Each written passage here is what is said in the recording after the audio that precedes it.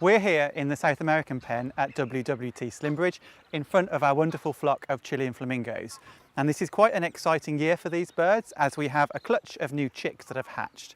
And you might be able to see a creche of silvery grey chicks toddling around the nest sites with their parents. Chilean flamingos are a near threatened species in the wild, so birds like ours at Slimbridge are very, very important.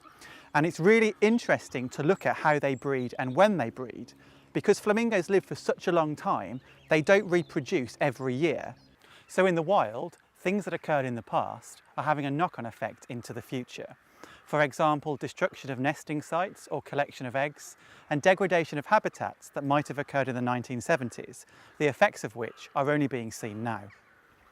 But there's good news from the wild. There are 3 species of South American flamingo, not just the Chilean, but Andean and James flamingos as well. And those 2 species that were once suffering a decline in their populations now seem to have stabilised. And this is thanks to the hard work of conservation groups working out in South America, both with the birds and with local communities, who are trying to protect these species into the future. And you can see these 3 species of South American flamingos for yourselves here at WWT Slimbridge.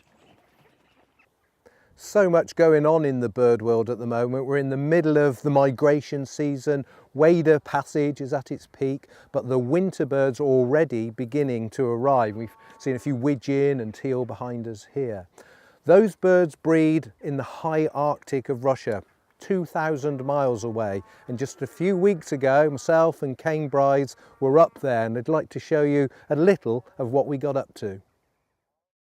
So at this time of year, these swans are molting. They've dropped their flight feathers and they can no longer fly. So this is a really good time for us to catch them. We've been out this morning onto the Pechora Sea out there, shallow, with lots of pondweed, which these guys have been feeding on. It's actually been quite easy today to catch them and to bring them back here so that we can ring them.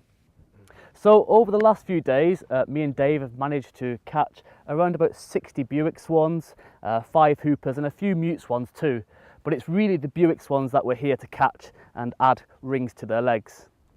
So although we can tell each individual Buick swan by bill pattern at Slimbridge, we also like to know where the birds are at other times of the year. And to do that, we need to add rings to their legs.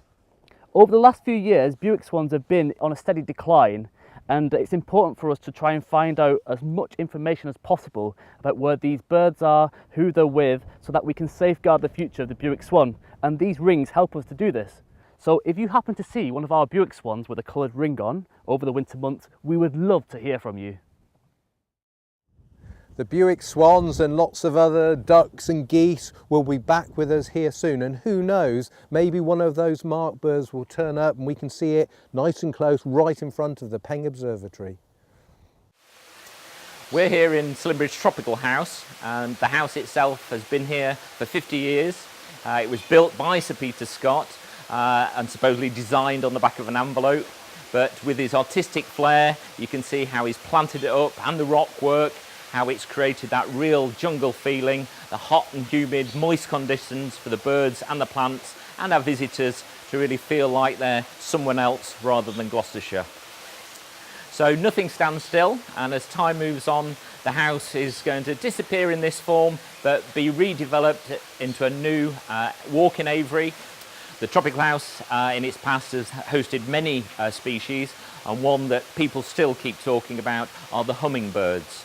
We don't have the birds, but we do still have some of the original hand-painted interpretation, and it shows how marvellous these delicate little birds were and what a success it was that Sir Peter Scott bred to the species for the first time in the UK in this house. Birds continue to breed in here, and the white-backed ducks have had 2 successful years with the youngsters staying within the flock. Also the mouse birds and the Java sparrows are also enjoying the canopy and the jungle-like conditions. More recent visitors have got close and cosy, not just with the white-backed ducks, but also our black-winged stilts, which have really settled in after their move from Wader Shore and come right up to the wall where people can get some really close photographs of them. With an exciting new development on the way, many of the bird species here will join the living collection here at Slimbridge or at other trust centres, and those that are moving on have been found really good homes and will continue in the breeding programmes both here and abroad.